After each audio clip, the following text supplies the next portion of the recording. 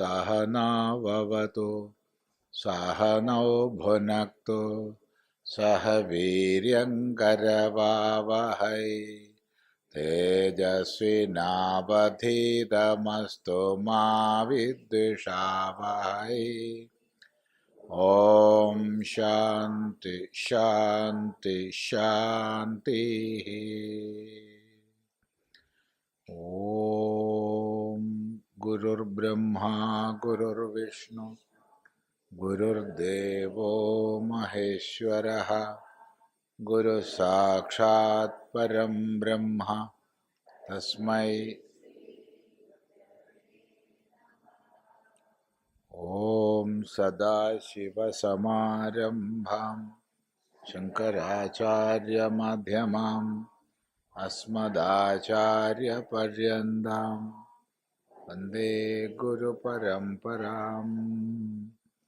ॐ अन्यच्छ्रेयोऽन्यदुतैव प्रेयः ते उभे नानार्थे पुरुषंसि नीतः तयो श्रेय आददानस्य साधु भवति हि यदेर्थाद्यौ प्रेयो वृणीते श्रेयश्च प्रेयश्च मनुष्यमेतः द्वौ सम्परीत्य विविनक्ति धीरः श्रेयो हि धीरो हि वृणीते प्रेयो मन्दो योगक्षेमाद् वृणीते सत्वं प्रियान् प्रियरूपांश्च कामान् अभिध्यायन्नचिकेतोऽत्यस्राक्षीः नैतां शृङ्गां वित्तमयीमवाप्तो यस्यां मज्जन्ति बहवो मनुष्याः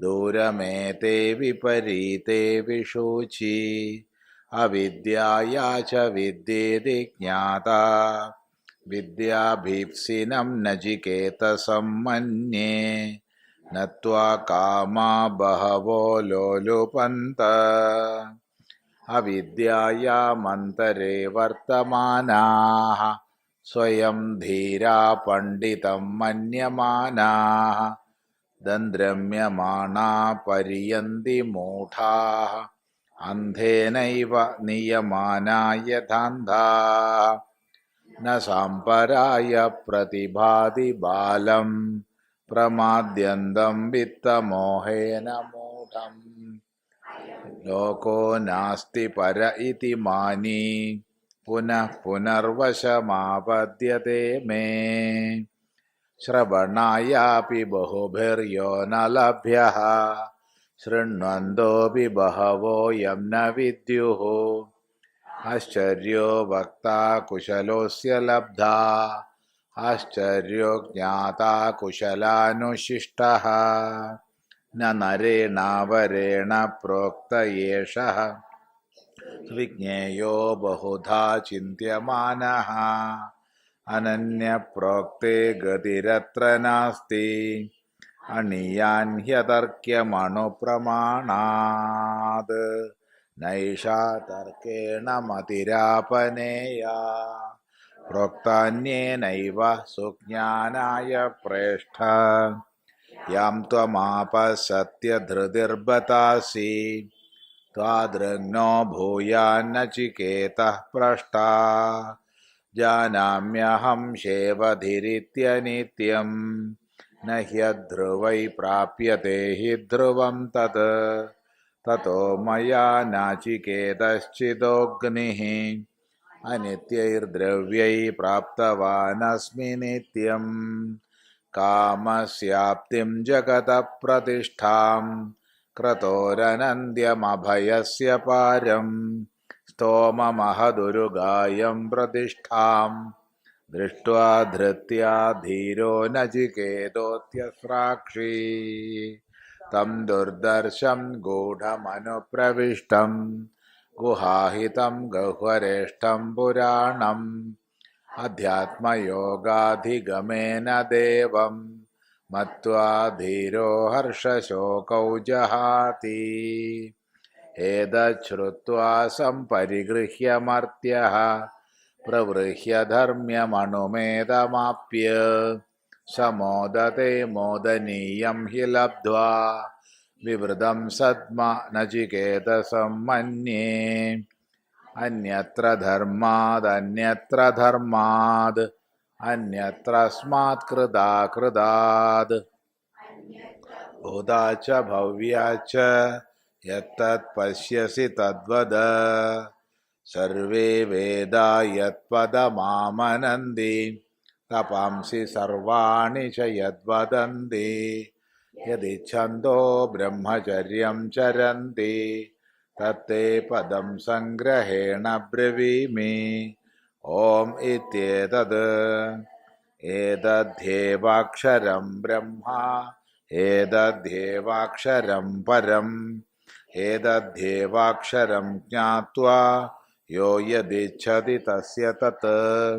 ഏതദാലംബനം ശ്രേഷ്ഠം ഏതദാലംബനം പരം ഏതദാലംബനം ജ്ഞാത്വാ ബ്രഹ്മലോകേ മഹീയത്തെ.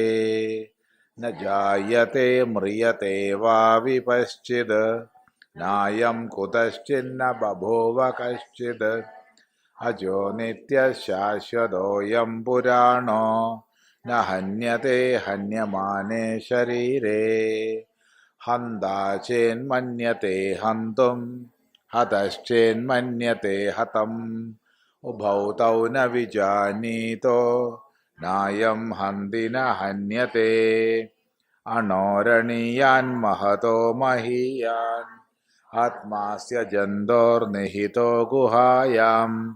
തമക്രതു പശ്യതി വീതശോകോ ധാതു പ്രസാദാൻ മഹിമാനമാത്മനഃ.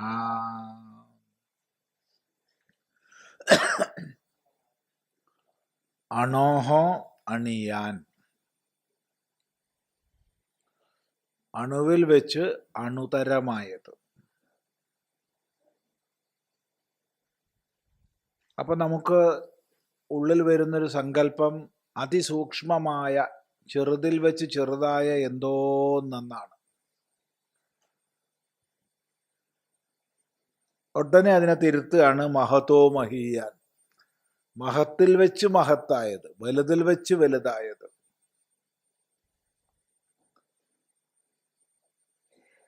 ചെറുതിൽ വെച്ച് ചെറുതെങ്കിൽ ഒരിക്കലും വലുതിൽ വെച്ച് വലുതാവില്ല. വലുതിൽ വെച്ച് വലുതാണെങ്കിലോ ചെറുതിൽ വെച്ച് ചെറുതും ആവില്ല. അപ്പൊ ഇത് രണ്ടും ആവണമെങ്കിലോ രൂപരഹിതം, ആകാരരഹിതം. എങ്ങനെ ഭാവന ചെയ്യണോ അങ്ങനെ. ചെറുതെന്ന് കണ്ടാ ചെറുത്, വലുതെന്ന് കണ്ടാ വലുത്.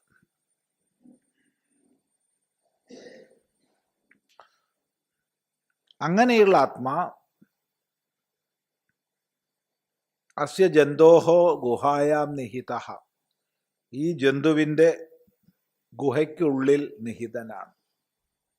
ജന്തു എന്ന് പറഞ്ഞാൽ ജനനശീല, ജനിക്കുന്നവരാണ് ജന്തുക്കൾ. നമ്മളൊക്കെ ജന്തുക്കളാണ്. ജനിക്കുന്നവർ ജന്തുക്കൾ. ജന്തു എന്ന് പറഞ്ഞാൽ വേറെന്തോ ആണ് പലരും മനസ്സിലാക്കുന്നത്, ഇല്ലേ? ജന്തു എന്ന് പറഞ്ഞാൽ മോശത്തരം വരെ മനസ്സിലാക്കുന്ന ആൾക്കാരുണ്ട്. ദേഷ്യം പിടിച്ചാലൊക്കെ പറയാറുണ്ട് ജന്തു. നമ്മളൊക്കെ ജന്തുവാണ്. ജനിച്ചത് ജന്തു. തം ആത്മാനം, അങ്ങനെയുള്ള ആത്മാവിനെ അക്രതുഹു പശ്യതി, അക്രതു കാണുന്നു. അക്രതു, ക്രതു അല്ലാത്തവൻ. ക്രതു സങ്കല്പം, സങ്കല്പങ്ങൾ അടങ്ങിയവൻ. അത് വേണം, ഇത് വേണം, അങ്ങനെ വേണം, ഇങ്ങനെ വേണം എന്ന് പലതിനെക്കുറിച്ചുള്ള സങ്കല്പങ്ങൾ അടങ്ങിയവൻ കാണുന്നു. ഇനി മറ്റൊരു ഗൂഢാർത്ഥമുണ്ട്. ക്രതു ശബ്ദത്തിന് യാഗം, യജ്ഞം എന്ന അർത്ഥമുണ്ട്. യാഗം, അഗ്നിക്രിയ. അപ്പോൾ അക്രതു എന്ന് പറഞ്ഞാൽ യാഗം ഉപേക്ഷിച്ചവൻ, അഗ്നി ഉപേക്ഷിച്ചവൻ, സന്യാസി എന്നർത്ഥം വരും അക്രതു. കാരണം യാഗങ്ങളൊക്കെ സ്വർഗാദി ഫലങ്ങളെ ആഗ്രഹിച്ചിട്ടാണ്. ഫലങ്ങളിലുള്ള ആഗ്രഹം ഇല്ലാതായവൻ കാണുന്നു.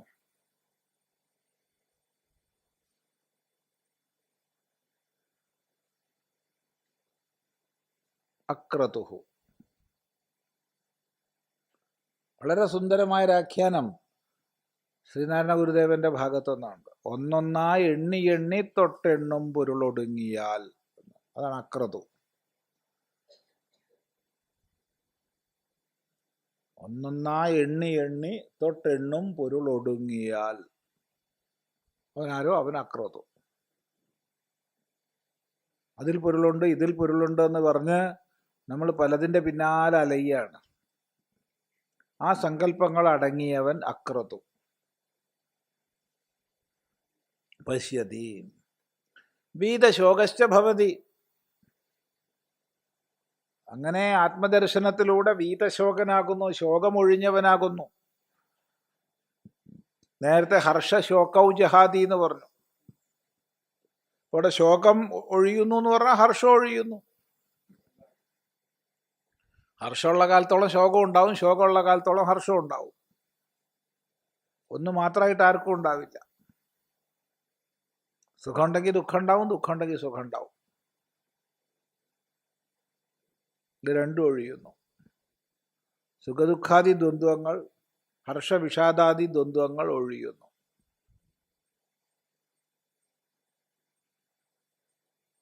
ഇതെങ്ങനെ? ധാതുപ്രസാദാത്. ധാതുപ്രസാദം കൊണ്ട്.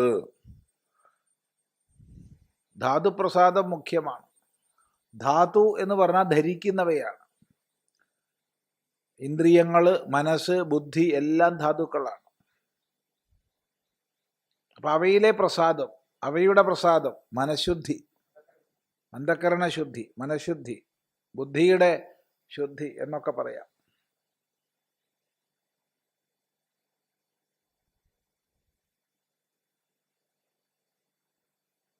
ഉപനിഷത്ത് തന്നെ സത്വശുദ്ധൗ ധ്രുവാ സ്മൃതി എന്ന് വേറെ പറയുന്നുണ്ട് ഛാന്തോക്യത്തിൽ. സത്വശുദ്ധൗ ധ്രുവാ സ്മൃതി. അന്ധകരണം ശുദ്ധമായാൽ ആത്മസ്മൃതി നിശ്ചിതമാകും എന്ന്. അതുകൊണ്ട് അതിനാണ് നമ്മൾ പണിയെടുക്കേണ്ടത്. ആത്മജ്ഞാനത്തിനാരും പണിയെടുക്കണ്ട, അന്ധകരണം ശുദ്ധമാക്കാനാണ് പണിയെടുക്കേണ്ടത്. ആത്മനഃ മഹിമാനം. ആത്മാവിൻ്റെ മഹിമാനത്തെ കാണുന്നു. പശ്യതി. ഇതാണ് മന്ത്രം. സാമാന്യാർത്ഥം പറഞ്ഞു. നോക്കൂ ഭാഷ്യം.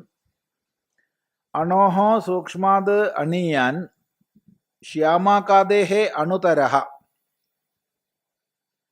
മഹതഃ മഹത് പരിമാണാത് മഹീയാൻ മഹത്തരഃ പൃഥിവ്യാദേഹേ അണു മഹദ്വാ യദസ്തി ലോകേ വസ്തു തത്തേനൈവ ആത്മനാ നിത്യേന ആത്മവത് സംഭവതി തദാത്മന വിനിർമുക്തം അസത് സമ്പദ്യതേ തദാത്മന തസ്മാത് അസൗ ഏവ ആത്മാ അണോരണീയാൻ മഹതോ മഹീയാൻ സർവനാമരൂപ വസ്തുപാധികത്വാത് സച ആത്മാ അസ്യ ജന്തോഃ ബ്രഹ്മാദി സ്തംഭപര്യന്ത്യസ്യ പ്രാണിജാതസ്യ ഗുഹായാം ഹൃദയേ നിഹിതഃ ആത്മഭൂതഃ സ്ഥിതഃ ഇത്യർത്ഥഃ. തമാത്മാനം ദർശന ശ്രവണ മനന വിജ്ഞാന ലിംഗം അക്രതുഃ അകാമഃ ദൃഷ്ടാദൃഷ്ട ബാഹ്യ വിഷയോപരത ബുദ്ധി ഇത്യർത്ഥഃ. യഥാ ചൈവം തഥാ മന ആദീനി കരണാനി ധാതവഃ ശരീരസ്യ ധാരണാത് പ്രസീദന്തി ഇത്യേഷാം ധാതൂനാം പ്രസാദാത് ആത്മനഃ മഹിമാനം കർമ്മനിമിത്ത വൃദ്ധിക്ഷയരഹിതം പശ്യതി അയം അഹമസ്മീതി സാക്ഷാത് വിജാനാതി തതഃ വീതശോകഃ ഭവതി. അണോഃ സൂക്ഷ്മാത് അണീയാൻ ശ്യാമാകാദേഹേ അണുതരഃ മഹതഃ മഹത് പരിമാണാത് മഹീയാൻ മഹത്തരഃ പൃഥിവ്യാദേഹേ അണു മഹദ്വാ യദസ്തി ലോകേ വസ്തു തത് തേന ഏവ ആത്മന നിത്യേന ആത്മവത് സംഭവതി തദാത്മന വിനിർമുക്തം അസത് സമ്പദ്യതേ തസ്മാത് അസൗ ഏവ ആത്മാ അണോരണീയാൻ മഹതോ മഹീയാൻ സർവനാമരൂപവസ്തുപാധികത്വാത് സച ആത്മാ അസ്യ ജന്തോഃ ബ്രഹ്മാദിസ്തംഭപര്യന്തസ്യ പ്രാണിജാതസ്യ ഗുഹായാം ഹൃദയേ നിഹിതഃ ആത്മഭൂതഃ സ്ഥിതഃ ഇത്യർത്ഥഃ. തം ആത്മാനം ദർശന ശ്രവണ മനന വിജ്ഞാനലിംഗം അക്രതുഃ അകാമഃ ദൃഷ്ടാദൃഷ്ടബാഹ്യവിഷയോപരതബുദ്ധിഃ ഇതി അർത്ഥഃ. യദാ ചൈവം തദാ മന ആദീനി കരണാനി ധാതവഃ ശരീരസ്യ ധാരണാത് പ്രസീദന്തി ഇതി യേഷാം ധാതൂനാം പ്രസാദാത് ആത്മനഃ മഹിമാനം കർമ്മനിമിത്ത വൃദ്ധിക്ഷയരഹിതം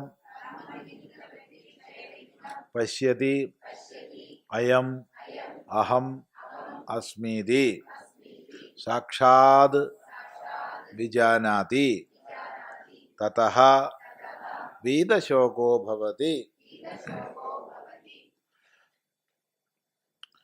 അണു അണു അത്യന്ത സൂക്ഷ്മമായത്. അണോഹോ സൂക്ഷ്മാത് അണീയാൻ, സൂക്ഷ്മമായതിനേക്കാൾ സൂക്ഷ്മതരമായത്. ഇപ്പൊ പെട്ടെന്ന് ആചാര്യന് മനസ്സിൽ തോന്നിയൊരു ദൃഷ്ടാന്തം ശ്യാമാകാദേഹേ എന്നാണ്. ചാമ തുടങ്ങിയവയേക്കാൾ, അതിനേക്കാളൊക്കെ എത്രയോ ചെറുതുണ്ട്.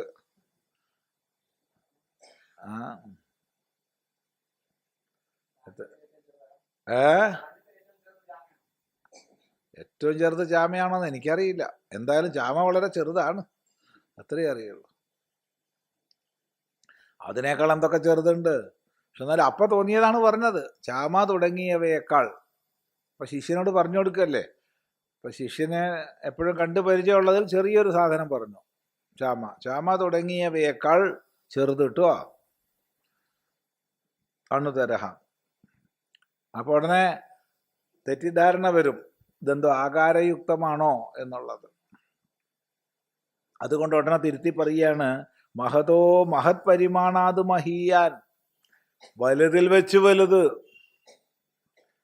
മഹത്തരഹ പൃഥിവ്യാദേഹേ, ഭൂമി തുടങ്ങി വലിയതിനെ നീ ഓർമ്മിച്ചോളൂ. മൊത്തം ഭൂമിയെ ഓർമ്മിക്കുക. ഭൂമിന്റെ വലുപ്പം എത്രയുണ്ട്? വലുതാണ്. ചാമയും ഭൂമിയാണ് താരതമ്യപ്പെടുത്തുന്നത്. എന്നാ ഭൂമിനേക്കാൾ വലുതില്ലേ? ഉണ്ട്. സൗരയുധം ഭൂമിനേക്കാൾ വലുതാണ്. സൗരയുധത്തേക്കാൾ വലുതില്ലേ ബ്രഹ്മാണ്ടം? അതിനേക്കാൾ ചിന്തിക്കാൻ പറ്റാത്ത വലുതാണ്. എന്നാലും ശിഷ്യനെ സംബന്ധിച്ച് പെട്ടെന്നൊരു ചിത്രം ഭൂമിൻ്റെ കൊടുക്കുകയാണ്. ഈ ഭൂമിയേക്കാൾ വലുത്, ചാമയേക്കാൾ ചെറുത്.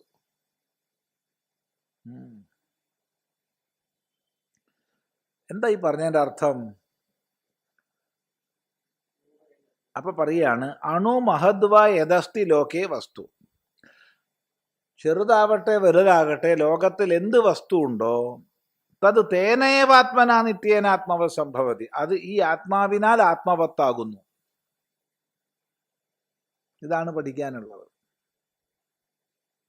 അപ്പൊ നമ്മളൊക്കെ ഞാൻ ഉണ്ട് എന്ന് പറയുന്നുണ്ട്.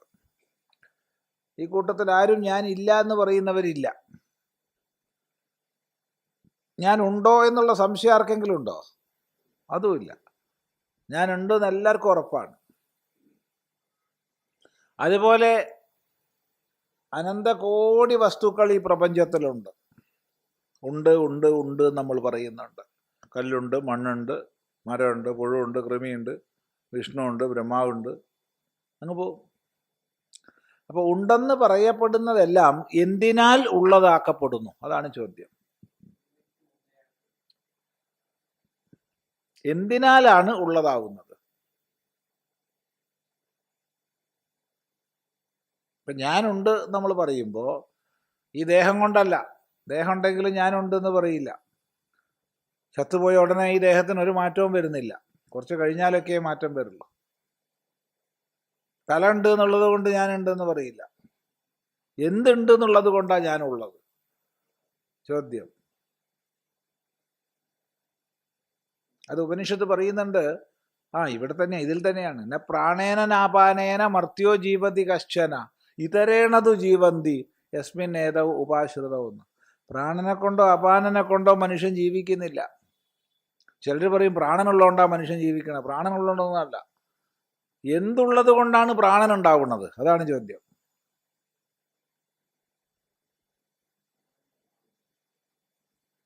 പ്രാണനുള്ളത് കൊണ്ടാണ് ജീവിക്കുന്നത്. പ്രാണനാണ് ഏറ്റവും മുഖ്യം എന്ന് പറയുന്ന സിദ്ധാന്തക്കാരുണ്ട്, പ്രാണാത്മവാദികൾ. പ്രാണാത്മവാദം പണ്ടേ ഉണ്ട്.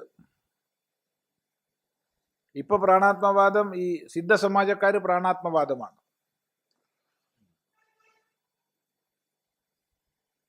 പലരും ലോകത്തിലും അങ്ങനെ തന്നെയാണ് പറയുക. അവൻ്റെ പ്രാണം പോയി, അതുകൊണ്ട് മരിച്ചു പറയും. തെറ്റ്. മരിച്ചുകൊണ്ട് പ്രാണം പോയി. പ്രാണൻ പോയത് കൊണ്ട് ആരും മരിക്കില്ല.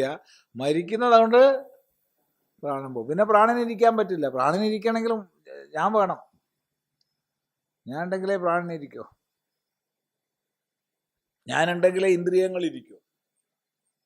ഞാനുണ്ടെങ്കിലേ ദേഹം ഇരിക്കോ. അതാണ്. അപ്പൊ എന്തിനാൽ എല്ലാം ഉള്ളതാക്കപ്പെടുന്നു? പ്രാണനോ? അയ്യോ, പ്രാണനല്ല, ഞാൻ. ഞാൻ. അതാണ്. അതുകൊണ്ട് ചെറുതിൽ വെച്ച് ചെറുത് ഉണ്ട്, എന്നാ ചെറുതാണ്. വലുതിൽ വെച്ച് വലുതുണ്ട്, എന്നാ വലുതാണ്. എങ്ങനെ നീ കണ്ടോളൂ. രൂപരഹിതമാണ്. തദാത്മന വിനിർമുക്തം അസത് സമ്പദ്യതേ. ഈ ആത്മാവില്ലെങ്കിൽ ഒക്കെ അസത്തായി, ഒന്നുമില്ല. തസ്മാത് അസൗ ഏവ ആത്മാ അണോരണീയാൻ മഹതോ മഹീയാൻ. അതുകൊണ്ട് ഈ ആത്മാവ് അണുവിൽ വെച്ച് അണുവുമാണ്, മഹത്തിൽ വെച്ച് മഹത്വമാണ്. സർവനാമരൂപ വസ്തുപാധികത്വാത്. സർവനാമരൂപ വസ്തുക്കളുടെയും ഉപാധിത്വമുള്ളത് കൊണ്ട്. വാസ്തവത്തിൽ വലുതുമല്ല ചെറുതുമല്ല, പക്ഷേ അതത് വസ്തുവിൻ്റെ ദൃഷ്ടിയിൽ ഭാവന ചെയ്യപ്പെടുന്നത് കൊണ്ട് വലുതിൽ വെച്ച് വലുതാണ്, ചെറുതിൽ വെച്ച് ചെറുതാണ്. ഇത് രണ്ടും അല്ല എന്നർത്ഥം. സച്ച ആത്മാ അസ്യ ജന്തോഹോ ബ്രഹ്മാദി സ്തംഭപര്യന്തസ് പ്രാണിദാതസ്യ ഗുഹായാം ഹൃദയേ നിഹിതഃ. അങ്ങനെയുള്ള ഈ ആത്മാവ് അസ്യ ജന്തോഹോ, ഈ ജന്തുവിൻ്റെ, ജനനശീലന്റെ,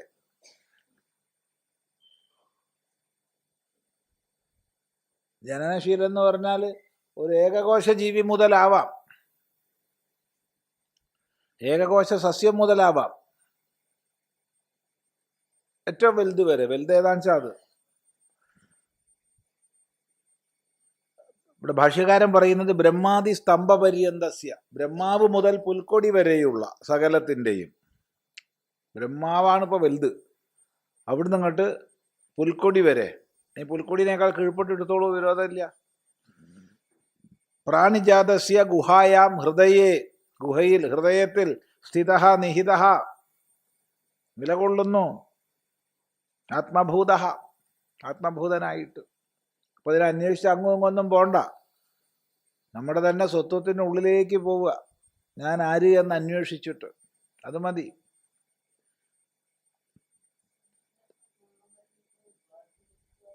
ഉപാധികത്വാത്, നാമരൂപോപാധികത്വാത്. നാമരൂപാത്മകമായ സകല വസ്തുക്കളുടെയും ഉപാധിയുള്ളത് കൊണ്ട് ആ ഉപാധിയിലൂടെ നോക്കുമ്പോൾ വലുതാണെങ്കിൽ വലുത്, ചെറുതാണെങ്കിൽ ചെറുത്, രണ്ടും അല്ല എന്നർത്ഥം. ഉപാധിയിൽ ഒതുങ്ങൂലല്ലോ. തം ആത്മാനം, അങ്ങനെയുള്ള ആത്മാവിനെ ദർശന ശ്രവണ മനന വിജ്ഞാന ലിംഗം. അതാണ് നമ്മൾ ശ്രദ്ധിക്കേണ്ട വിഷയം. ഈ ആത്മാവിനെ എങ്ങനെ നമുക്ക് മനസ്സിലാക്കാം? അത് ദർശന ശ്രവണ മനന വിജ്ഞാന ലിംഗമാണ് എന്ന് വെച്ചാൽ അർത്ഥം, നമ്മൾ ദർശനം ചെയ്യുന്നുണ്ടോ? കാണുന്നുണ്ടോ? ഉണ്ട്, കാണുന്നുണ്ട്. പല വസ്തുക്കളെ കാണുന്നുണ്ട്. എന്തുകൊണ്ടാ കാണുന്നേ? കണ്ണുകൊണ്ട് കാണുന്നു. അപ്പൊ കണ്ണ് കാണുമോ? കണ്ണിനെ കാണിപ്പിക്കുന്ന ഒരു ചൈതന്യ വിശേഷം ഉണ്ടെങ്കിലല്ലേ കണ്ണ് കാണൂ. അപ്പൊ കാണുന്നു എന്നതുകൊണ്ട് കാണിപ്പിക്കുന്ന ഒരു ചൈതന്യ വിശേഷം ഉണ്ടെന്ന് മനസ്സിലാക്കാം.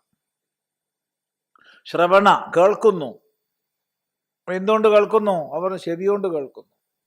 ചെവി താനേ കേൾക്കുക? ഇല്ല. അപ്പൊ ചെവിയെ കേൾപ്പിക്കുന്നത് എന്തോന്നുണ്ട് ഉള്ളിൽ, എന്താണെന്നറിയില്ല. അതാണ് ലിംഗം. മനനം, മനസ്സുകൊണ്ട് മനനം ചെയ്യുന്നു. അതാണോ ഇതാണോ അങ്ങനെയാണോ ഇങ്ങനെയാണോ എന്നൊക്കെ. മനസ്സിന് ആ മനന സാമർഥ്യം എവിടുന്ന് വന്നു? അതാണ് എൻ്റെ ലിംഗം. ബുദ്ധിക്ക് വിജ്ഞാനം, അറിവ്. ബുദ്ധിക്ക് അറിവ് എവിടുന്ന് വന്നു? അതാണ് അതിൻ്റെ ലിംഗം. അപ്പൊ കാണുന്നു, കേൾക്കുന്നു, മനനം ചെയ്യുന്നു, അറിയുന്നു തുടങ്ങിയ സൂചനകളിലൂടെ അതെല്ലാം ചെയ്യിപ്പിക്കുന്ന എന്തോ ഒരു ശക്തിവിശേഷം നമുക്കുള്ളിലുണ്ടെന്ന് മനസ്സിലാക്കാം. എന്താന്നോട്ട് അറിയേയില്ല.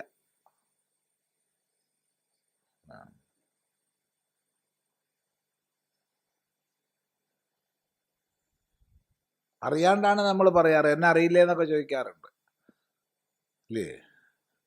ഞാൻ ആരാന്നറിയില്ലേ, എന്നെ അറിയില്ലേ, അത് ചോദിക്കണമെന്നറിയോ?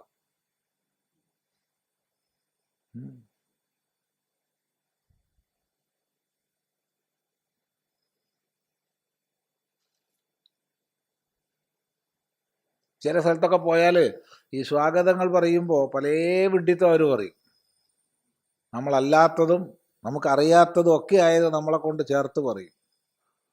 അപ്പോൾ ചിലർ ചോദിക്കും, സ്വാമി അവൻ തിരുത്തി പറഞ്ഞൂടെ?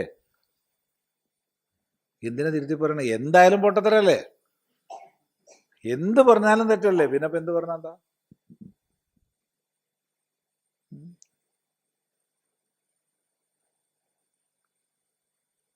മനസ്സിലായില്ല? അതെ, കാരണം അവര് വിചാരിക്കണതൊക്കെ നമ്മളിൽ അധ്യാരോപിക്കും. അതുകൊണ്ട് പ്രശ്നമല്ല. എന്ത് പറഞ്ഞാലും ശരിയല്ല, പിന്നെ എന്തായാലും തെറ്റാ പറയണത്. പിന്നെ തെറ്റെന്തോ പറഞ്ഞോട്ടെ, കുറച്ച് പത്രാസ് കൂടിക്കോട്ടെ. ദീർഘകാലം ഹിമാലയത്തിൽ തപസ് ചെയ്ത് വളരെ കാലം വേദാന്തം പഠിച്ച് വന്നതാന്ന് പറഞ്ഞാൽ ശരി, തല കുലുക്കുക തന്നെ, സന്തോഷം. എന്തായാലും എന്ത് പറഞ്ഞാലും പൊട്ടത്തരാണ്. എന്ത് പറഞ്ഞാലും പൊട്ടത്തരാണ്. പിന്നെ എന്ത് പറഞ്ഞാൽ എന്താ? ഇപ്പൊ വല്ല രോഗവും വന്നു, ഡോക്ടറെ കാണിക്കാൻ പോയി, അപ്പൊ ശരീര സംബന്ധമായിട്ട് ഉള്ള കാര്യങ്ങൾ പറഞ്ഞു കൊടുക്കണം. അത് മറച്ചു വെക്കാൻ പാടില്ല. ഇപ്പൊ ഇവിടുന്ന് ഒരാൾ ചോദിക്കുക, എന്താ സ്വാമി, സ്വാമിക്ക് എന്താ വയ്യായ്യ, നിങ്ങളുടെ ബോധിപ്പിക്കേണ്ട ആവശ്യം എനിക്കെന്താ? അതെ, ശരിയല്ലേ പറഞ്ഞ്? നിങ്ങളെ ഡോക്ടറാ? ഡോക്ടറാണെങ്കിൽ നിങ്ങൾ എന്നെ ചികിത്സിക്കുന്നുണ്ടോ? പിന്നെ നിന്നെ ബോധിപ്പിക്കേണ്ട ആവശ്യം എനിക്കെന്ത്? നേരെ മറിച്ച് പരിശോധിക്കാൻ വല്ല ഡോക്ടറും വന്നിട്ടുണ്ടെങ്കിൽ അയാളുടെ ഉള്ള പോലെ പറയണം. ഒന്നും മറച്ചു വെക്കാൻ പാടില്ല.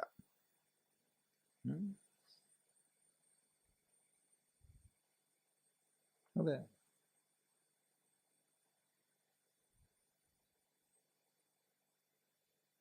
ഇപ്പൊ കഴിഞ്ഞൊരു 2-3 മാസം കുറച്ച് ദേഹത്തിന് പ്രയാസം ഉണ്ടായിരുന്നു. അപ്പൊ ചിലർ പറഞ്ഞു, സ്വാമി മൂലക്കുരുന്ന് രക്തം നിൽക്കാതെ പോയിട്ട് അനങ്ങാൻ വയ്യാതെ കിടക്കുകയാണ് ആശ്രമത്തിൽ. അങ്ങനെയാണോ സ്വാമി? പിന്നല്ലാണ്ട്. അപ്പൊ വേറൊരു കൂട്ടർ പറഞ്ഞു, സ്വാമി ആഫ്രിക്കയിൽ പോയിട്ട് മെനിഞ്ചൈറ്റിസ് ആയിട്ട് വന്നതാ, കിടക്കാണ്, പാവം, കഴിയാനായി, ഏകദേശം കാറ്റ് പോകാനായിട്ടുണ്ട്. ശരിയാണോ? പിന്നല്ലാണ്ട്. പിന്നല്ലാണ്ട് എന്തായാലും ഈ പറഞ്ഞതൊക്കെ അസത്യമാണ്. പിന്നെ ഇപ്പൊ എന്ത് പറഞ്ഞാൽ എന്താ? ഇപ്പൊ നമ്മളെന്തിനാ തിരുത്താൻ പോണേ? ഇങ്ങനെയൊക്കെ വലിയ വാർത്ത വരുന്നു ഇവിടെ. വലിയ വാർത്ത വരുന്നത്.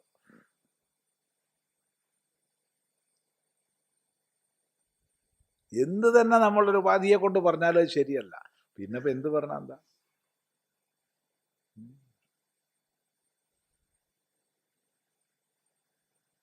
ചില സ്ഥലത്തൊക്കെ പറയുമ്പോൾ സയൻസിൽ പോസ്റ്റ് ഗ്രാജുവേഷൻ കഴിഞ്ഞ് PhD ഒക്കെ എടുത്ത ആളാണ്. ആരെ കൊണ്ടാ പറഞ്ഞത്? എന്നിട്ട് അതൊക്കെ ഉപേക്ഷിച്ച് വന്നിരിക്കുകയാണ്. ആര് സയൻസിൽ പോസ്റ്റ് ഗ്രാജുവേഷൻ എടുക്കുന്നത്? എടുത്തിട്ടില്ല. പക്ഷെ തിരുത്തി പറയില്ല. തിരുത്തി പറയേണ്ട ആവശ്യമില്ല. എന്തിനാ തിരുത്തി പറയണേ? എന്ത് പറഞ്ഞാലും പൊട്ടത്തരാ. പിന്നെ ഇപ്പം എന്താ പ്രശ്നം?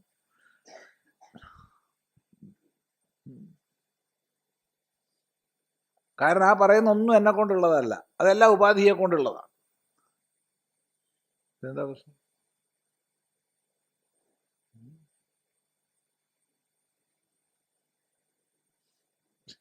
എന്താ എന്താ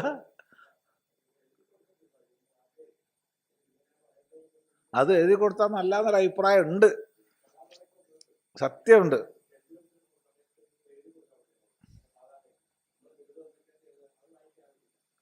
എഴുതി കൊടുക്കണം എന്നൊരു അഭിപ്രായം എനിക്ക് തോന്നുന്നുണ്ട്. കാരണം എന്താ വെച്ചാ, ഇങ്ങനെ പൊട്ടത്തരം പറയുമ്പോൾ ഇത് കേട്ടിട്ട് അടുത്ത ആൾക്കാർ അത് ഏറ്റു പറയും, അപ്പുറത്തുള്ളവർ സ്വാഗതം പറയുമ്പോൾ അത് പറയും, ഇതിങ്ങ് പ്രചരിക്കും. ഇപ്പൊ യൂട്യൂബ് ഗൂഗിളൊക്കെ നോക്കിയാൽ തന്നെ പൊട്ടത്തരാ കിട്ടുക. സ്വാമി ചിദാനന്ദപുരി അടിച്ചു കഴിഞ്ഞാൽ നമ്മളുമായിട്ട് യാതൊരു ബന്ധമില്ലാത്തതാ കിട്ടുക. കാരണം ഓരോരുത്തരും എവിടുന്നൊക്കെയോ എന്തൊക്കെയോ ഇട്ടത് അത് വരികയാണ് അവനവൻ്റെ വൃത്തിക്കനുസരിച്ച്. സത്യം പറഞ്ഞാൽ ആലോചിച്ചിട്ടുണ്ട് ഞാൻ, ഒരു പേപ്പറിൽ എന്നൊക്കെ വേണം എന്ന് എഴുതി കൊടുക്കാൻ. അത് കുറയ്ക്കണ്ടല്ലേ എഴുതി കൊടുക്കുമ്പോൾ? എന്തായാലും എഴുതി കൊടുക്കുകയാണെങ്കിൽ പിന്നെ കുറച്ച് കേമായിട്ട് തന്നെ എഴുതി കൊടുക്കാം. അതൊന്നല്ല ഉഷാറായിട്ട് എഴുതി കൊടുക്കാം. നല്ല എല്ലാം പൊയ്യാണ്. അത് രമണ മഹർഷിയെക്കുറിച്ച് വളരെ മോശമായിട്ട് എഴുതിയതാണ് ഒരു കൂട്ടർ. എന്നിട്ട് അത് ദി ഹിന്ദു ദിനപത്രത്തിൽ പ്രസിദ്ധീകരിക്കാൻ വേണ്ടി കൊടുക്കുകയാണ്. അപ്പോൾ ആ കൊടുക്കുന്ന ആൾ തന്നെ രമണ മഹർഷിയുടെ അടുത്ത് വന്നു. അപ്പോൾ ആശ്രമത്തിലെ മാനേജർ പറഞ്ഞു സ്വാമിയോട്, രമണ മഹർഷിയോട്, ഇങ്ങനെയൊക്കെയാണ് സ്വാമിനെ കുറിച്ച് ഇങ്ങനെയൊക്കെ എഴുതിയത്, പൊയ്യ് എഴുതി വിട്ടിട്ടുണ്ട് ഇയാളെന്ന്. വളരെ പൊയ്യ്, എല്ലാം പൊയ്യല്ലവാ, എല്ലാം പൊയ്യല്ലേ. പിന്നെ അയാൾ കുറച്ച് പൊയ്യ് എഴുതി വിട്ടാൽ എന്താ കുഴപ്പമുള്ള? ഈ സംസാരത്തിൽ ഇപ്പം എന്താ സത്യമുള്ള?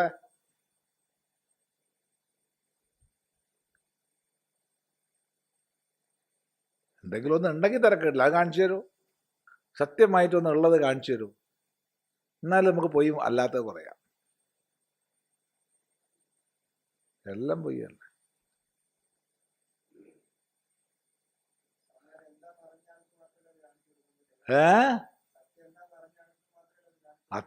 സത്യം എന്താന്ന് അറിഞ്ഞവർക്കല്ലേ അറിയുള്ളൂ, അത്രേ അറിയുള്ളൂ, അല്ലാത്തവർക്ക് അറിയണ്ട. ഇപ്പൊ എല്ലാരും ഇപ്പോ എല്ലാം ആവുമോ? എല്ലാരും എല്ലാം ആവില്ലല്ലോ.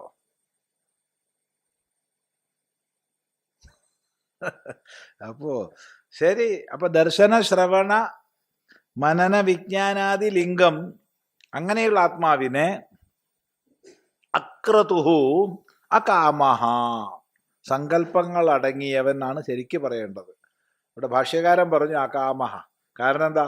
സങ്കല്പത്തിൽ നിന്നാണല്ലോ കാമം ഉണ്ടാവുന്നത്, അതുകൊണ്ടാണ് അങ്ങനെ പറഞ്ഞത്.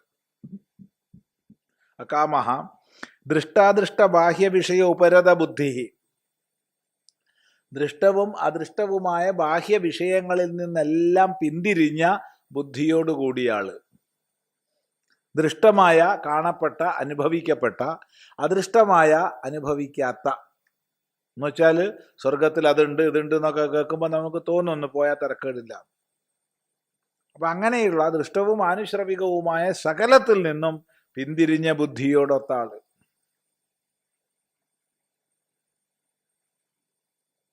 യഥാ ചൈവം തഥാ മന ആദീനി കരണാനി, ഇങ്ങനെ ആവുമ്പോ മനസ്സ് തുടങ്ങിയ ധാതുക്കൾ, മനസ്സ് ബുദ്ധി തുടങ്ങിയ ധാതുക്കൾ, എന്തുകൊണ്ടാണ് അവയെ ധാതു എന്ന് പറഞ്ഞത്? ശരീരസ്യ ധാരണാത്, ശരീരത്തെ ധരിച്ചു നിർത്തുന്നത് ഇവയാണ്. മനസ്സിൻ്റെയും ബുദ്ധിൻ്റെയും അഹങ്കാരത്തിൻ്റെയും ചിത്തത്തിൻ്റെയും സംബന്ധം പോയാൽ ഈ സ്ഥൂല ശരീരം ധരിക്കപ്പെടില്ല. എന്തോ ഒരാളിങ്ങനെ നിൽക്കുക, അപ്പോൾ ബോധം കെട്ടു, എന്തോ പറ്റും?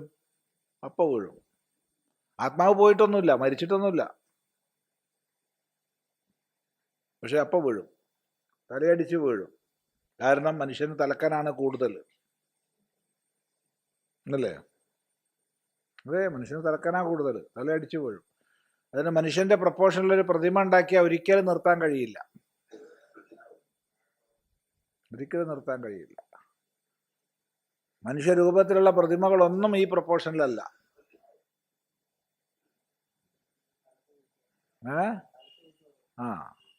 മനുഷ്യന് നിൽക്കാൻ പറ്റില്ല, തലയ്ക്കാൻ നമുക്ക് ഏറ്റവും വെയിറ്റ് കൂടുതൽ. അങ്ങനെ പൊതുവെ തലക്കനാണല്ലോ, അല്ലേ? അങ്ങനെയല്ലേ? പൊതുവെ തലക്കനാണ് നമുക്കൊക്കെ ഉള്ളത്. അതാണ്.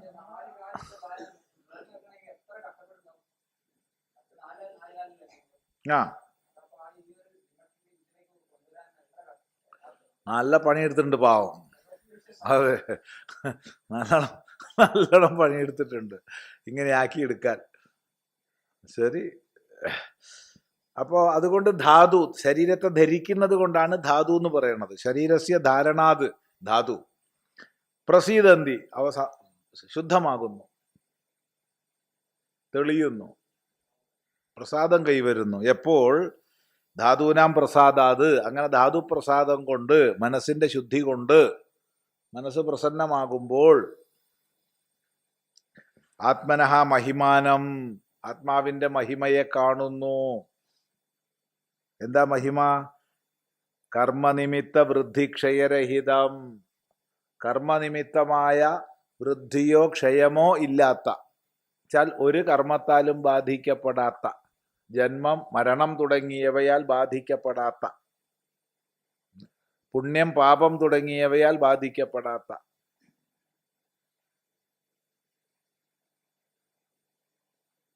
തൻ്റെ പാരമാർത്ഥിക രൂപം പശ്യതി, കാണുന്നു. എങ്ങനെ കാണുന്നു? അയം അഹമസ്മി, ഇത് ഞാനാകുന്നു, ഇതാണ് ഞാൻ. അതുവരെ നമ്മൾ ആത്മാവ് എന്തോ ഒരു വസ്തു എന്നാ വിചാരിച്ചത്. എത്രയോ ആധ്യാത്മിക പ്രഭാഷണങ്ങളിൽ തന്നെ പറഞ്ഞു കേൾക്കാറുണ്ട്. എന്തൊരു കഷ്ടാത്, നമുക്കൊരാത്മാവുണ്ട് എന്നുള്ള ഓർമ്മ പോലും ജനങ്ങൾക്കില്ല എന്ന്. പറഞ്ഞ ശരിയോ തെറ്റോ? പോട്ട തെറ്റാണ്. നമുക്ക് ആത്മാവില്ല. നമുക്ക് ശരീരമുണ്ട്, നമുക്ക് ഇന്ദ്രിയങ്ങളുണ്ട്, നമുക്ക് മനസ്സുണ്ട്, നമുക്ക് ബുദ്ധിയുണ്ട്. നാം ആകുന്നു ആത്മാവ്, നമുക്ക് ആത്മാവില്ല. നമുക്ക് ആത്മാവുണ്ട് എന്നുള്ള പ്രയോഗം തെറ്റാണ്. എനിക്ക് ആത്മാവില്ല. നിങ്ങൾക്ക് ആർക്കെങ്കിലും ഉണ്ടോ എന്ന് എനിക്കറിയില്ല. എനിക്ക് ആത്മാവില്ല. ഞാനാകുന്നു ആത്മാ. ഞാനാകുന്നു ആത്മാ. എനിക്ക് ആത്മാവില്ല. എനിക്ക് ആത്മാവെന്ന് പറയുമ്പോൾ ആ ആത്മാവ് അതിന് വേറെ അങ്ങനെ അനവസ്ഥ ദോഷം വരും. ഞാനാകുന്നു ആത്മാ. പക്ഷെ പല ആധ്യാത്മിക പ്രഭാഷണങ്ങളിൽ പോലും പറയാറുണ്ട്.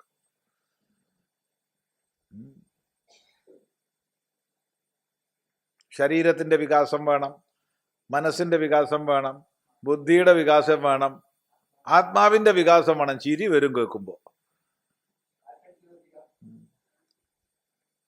ചിരിക്കല്ലാണ്ട് ഒന്നും ചെയ്യാൻ പറ്റില്ല. പുതിയ ശിക്ഷാ പദ്ധതിയിലുണ്ട്, ന്യൂ എഡ്യൂക്കേഷൻ പോളിസിയിൽ. അതില് ആത്മാവിന്റെ വികാസത്തിന് വേണ്ട പഠനം വേണം. എന്താ ആത്മാവിന്റെ വികാസത്തിന് വേണ്ട പഠനം? ആത്മാവ് വികസിക്കുവോ? ആത്മാവ് സങ്കോചിക്കുവോ?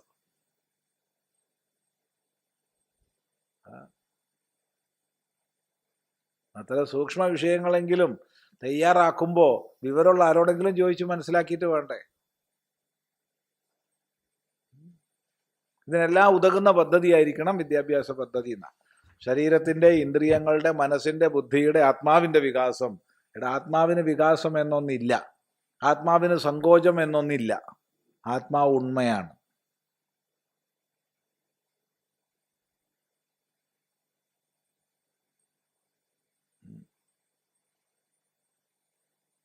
ഇനിയിപ്പോൾ എന്തായാലും ഈ പൊട്ടത്തരം 10-25 കൊല്ലെങ്കിലും കിടക്കും. പിന്നെ വീണ്ടും റിവിഷൻ വരുള്ളൂ.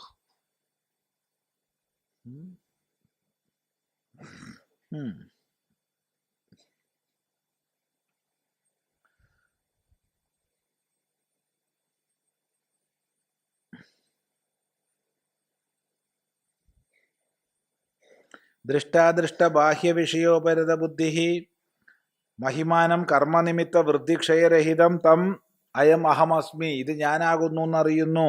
സാക്ഷാത് വിജാനാദി, സാക്ഷാത്കരിക്കുന്നു. തതഹ, അങ്ങനെ സാക്ഷാത്കരിച്ചാൽ തതഹ, അതുകൊണ്ട് വീതശോകോ ഭവതി, ശോകമൊഴിഞ്ഞവനാകുന്നു. വീതശോകോ ഭവതി എന്ന് പറഞ്ഞാൽ എന്താ അർത്ഥം? വീതഹർഷോ ഭവതി, അവന് ഹർഷവിഷാദങ്ങൾ ദ്വന്ദ്വങ്ങൾ ഒഴിയുന്നു. ദ്വന്ദ്വങ്ങൾ ഒഴിഞ്ഞാലോ അവനവനായി, ഞാനായി. ഇതുവരെ ഞാൻ മറ്റു പലതുമായിരുന്നു. ആണല്ലോ. ഇപ്പൊ പുതിയ കിട്ടാനൊന്നുമില്ലല്ലോ, ഒഴിഞ്ഞു പോകാനല്ലേ ഉള്ളൂ. ഈ വേദാന്തം മുഴുവൻ നഷ്ടക്കച്ചവടാണ്. വേദാന്തം പഠിക്കുന്നത് കൊണ്ട് യാതൊരു ലാഭവും ആർക്കും ഉണ്ടാവാനില്ല. കാരണം ഒന്നും കിട്ടാനില്ല, നഷ്ടമേ ഉള്ളൂ. അജ്ഞാനം പോവാനേ ഉള്ളൂ, ജ്ഞാനം കിട്ടാനില്ല. ജ്ഞാനം സ്വരൂപമാണ്.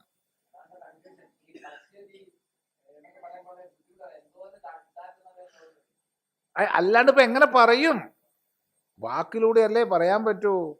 വാക്കിന് വിഷയമല്ലാത്തതിനെ വാക്കുകൊണ്ട് പറയുമ്പോഴുള്ള വാക്കിന്റെ പരിമിതിയുണ്ട്. ആ പരിമിതി അറിയണം നമ്മൾ. അതുകൊണ്ടാണ് വേദാന്തത്തിൽ തത്വോപദേശം ചെയ്യുന്നത് വാച്യാർത്ഥം കൊണ്ടല്ല, ലക്ഷ്യാർത്ഥം കൊണ്ടാണെന്ന് പറയുന്നത്. വാച്യാർത്ഥമില്ല വേദാന്തത്തിൽ, ലക്ഷ്യാർത്ഥമാണ്. അത് ഗുരു മുഖേന മനസ്സിലാക്കണം. എന്താണ് ലക്ഷ്യാർത്ഥം? അന്യഥാ ദുർവിജ്ഞേയ അയമാത്മാ കാമിഭിഃ പ്രാകൃതപുരുഷൈഃ. അന്യഥാ ദുർവിജ്ഞേയ അയമാത്മാ കാമിഭിഃ പ്രാകൃതപുരുഷൈഃ. അന്യഥ അല്ലാത്ത പക്ഷം. അല്ലാത്ത പക്ഷം എന്ന് പറഞ്ഞാൽ എന്താ അർത്ഥം? ധാതുപ്രസാദം ഇല്ലാത്ത പക്ഷം, അന്ധകരണശുദ്ധി കൈവരാത്ത പക്ഷം ഈ ആത്മാവ് ദുർവിജ്ഞേയമാണ്, മനസ്സിലാക്കാൻ കഴിയില്ല. ആർക്ക്? കാമിഭിഹി, കാമികളാൽ. അക്രതു ആവണം എന്ന് പറഞ്ഞു. ക്രതു ആയിട്ടുള്ളവർക്ക് ഇതിനെ കണ്ടെത്താൻ കഴിയില്ല.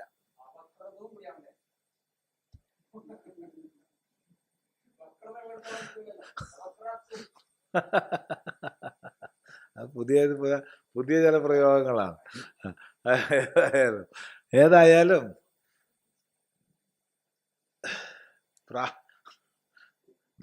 കാമിഭിഹി ദുർവിജ്ഞേയ, കാമികൾക്ക് ദുർവിജ്ഞേയനാണ്. പ്രാകൃത പുരുഷൈഹി, പ്രാകൃത പുരുഷന്മാരാൽ ഇത് കാണപ്പെടില്ല. പ്രകൃതി വശകർക്ക് ഒരിക്കലും ആത്മബോധം ഉണ്ടാവില്ല.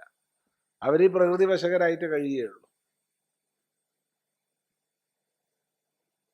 അതിൻ്റെ കാരണം യസ്മാത്, എന്തുകൊണ്ടെന്നാൽ ആസീനോ ദൂരം വ്രജതി ശയാനോ യാതി സർവതഃ കസ്തം മദം ദേവം മദന്യോ ജ്ഞാതുമർഹതി. ആസീനോ ദൂരം വ്രജതി ശയാനോ യാതി സർവതഃ കസ്തം മദം ദേവം മദന്യോ ജ്ഞാതുമർഹതി.